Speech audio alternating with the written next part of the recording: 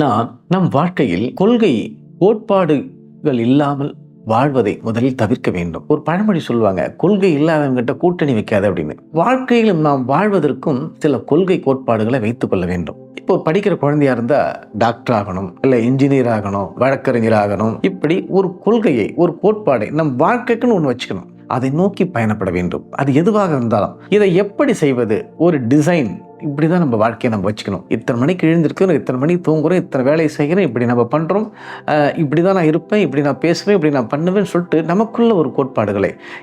இப்போ ஒரு கொள்கை கோட்பாடு இல்லாமல் நம்ம வாழ்கின்ற பொழுது நமக்கு நம் வாழ்க்கையின் மீது ஒரு வெறுப்பு வர ஆரம்பிச்சிடுங்க. லட்சியம் இல்லாமல் இந்த மனிதர்கள் இருக்கக்கூடாது. ஒவ்வொரு மனிதருக்கும் ஒரு லட்சியத்தோடு வாழ வேண்டும்.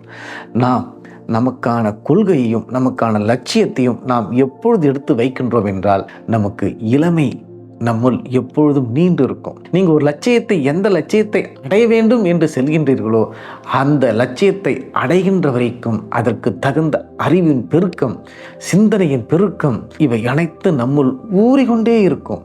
அதற்கான உடலின் அந்த இளமை இருந்து கொண்டே இருக்கும். இது லட்சியத்தை நோக்கி பயன்படணும்.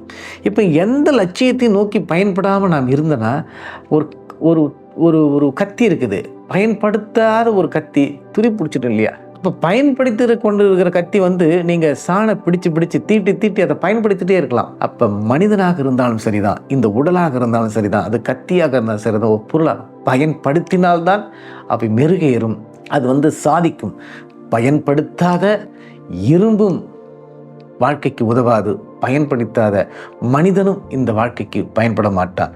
அப்போது ஒவ்வொரு மனிதனும் நமக்கென்ற ஒரு லட்சியத்தையும் வைத்து கொண்டு வாழ்ந்தால் மட்டுமே நம் காலத்தை அற்புதமாக வெல்ல முடியும் என்று புரிந்து கொள்ள வேண்டும்.